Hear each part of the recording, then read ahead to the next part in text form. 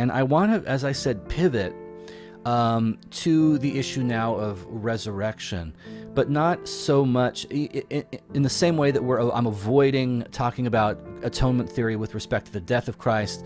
I'm not really interested so much in these talks, at least, in arguing for some theory of the resurrection, whether it's bodily or he was a spirit or whatever else. Like, what I'm going to say in this talk and in talks to come works regardless of what you think about the resurrection. So if you're someone who thinks it was just metaphorical and some sort of, elaborate illustration, that's fine. If you're one of those people who believes that Christ rose again in the body, physically, that's fine too.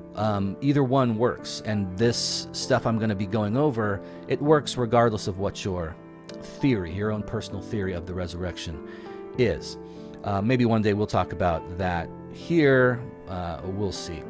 Now, one of the questions I want to ask as we launch into this discussion of resurrection, and we will stick with the gospel stories and Jesus in particular, at least we'll springboard from here.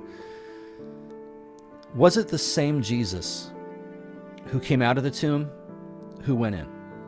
Is the same Jesus that was buried in the tomb the Jesus who emerged from it 3 days later? The Jesus that died on Good Friday, is it the same Jesus who walked out of the tomb on Easter Sunday? Kinda. Sort of. Now, you remember, if you've read the gospel accounts, that when the disciples and the women who were accompanying them discovered the tomb empty, there were various appearances of Jesus. But it never really went the way you'd think. You would think that, once they saw Jesus alive after he had died, it would be an immediate rush of exhilaration and joy, But instead, what we see is that often people didn't recognize him. In one account, it says that Mary saw him and thought he was the gardener. And it wasn't until she'd interacted with him for a few minutes that she recognized who he was. There's a whole story of Jesus meeting some disciples on the road to Emmaus, and they're walking, and he comes up and starts walking with them, and they have no idea who he is. And he says, "Why are your countenances fallen? Why are you so bummed out? Why the long face, right?" And they're like, "What, are you new in town? Like, don't you know what's gone on? Like, this Jesus that we had believed in and thought he was the promised deliverer for Israel, he was put to death." And, Jesus says, "Oh, you fools and slow of heart to believe all that the prophets spoke. Ought not the Christ to have suffered first before he rose again?" And then they turn aside and they eat. He breaks bread, and when he breaks bread, they recognize him, right? And then he vanishes from their midst. There's another instance where the disciples are in a room with locked doors. And a lot of people say Jesus walked through the wall. It doesn't say he walked through the wall, but it does say he appeared in a room with closed, locked doors. They were in there. No one else was in there. The doors were locked. Suddenly Jesus is in there, right? So is it the same Jesus? Kinda. I mean, sort of, right? But not exactly. It's tricky. It's not like, to quote Run DMC, it's tricky, right? So, yes, it's the same Jesus, but not really. Or it's a different Jesus, but it's kind of the same. Right? There's enough differences that it makes answering this question of whether the Jesus who walked out of the tomb is the same as the one who was put in there. And I'm assuming, for the sake of this discussion, that he was actually buried in a tomb. That, that there's historical issues with that claim that Jesus was buried in a tomb. But nevertheless, for the sake of this discussion, for the sake of making this all work, we're going to go ahead and just say that happened, right? Again, your view of the historicity of all this, this material works regardless of whether you completely accept or completely reject the historicity of the resurrection accounts that we find in the synoptic or in the canonical Gospels. And so when people encountered the risen Christ, he was Jesus-y enough for them to figure out who he was eventually. But he was different enough to where it took him a minute. And it almost seems in some cases that they were like supernaturally kept from recognizing him. for who he was. And so I think that there is an illustration there that is helpful, and I want to unpack it in just a moment. But before I do, I just want to remind you that according to especially Paul in 1 Corinthians 15, which is sort of his magnum opus on the topic of resurrection, Paul is very clear that eternal life is not just everlasting life. And it seems like those two words are synonyms, and in English they can be, but theologically they're not. Everlasting life, because think about it this way.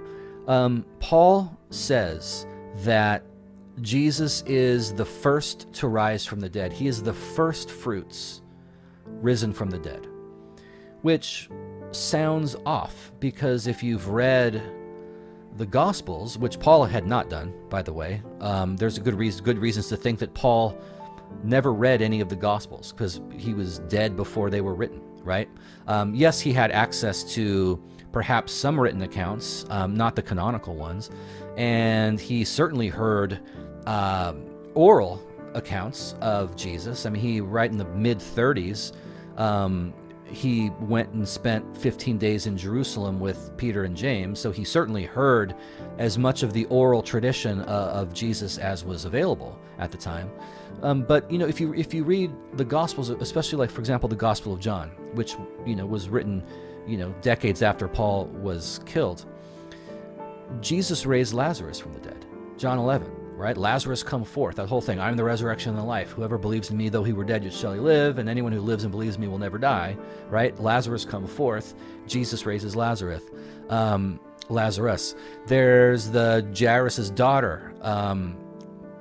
There are all kinds of instances of raising people from the dead, even in the Old Testament. So why would Paul say something like, Christ is the first fruits of those who slept?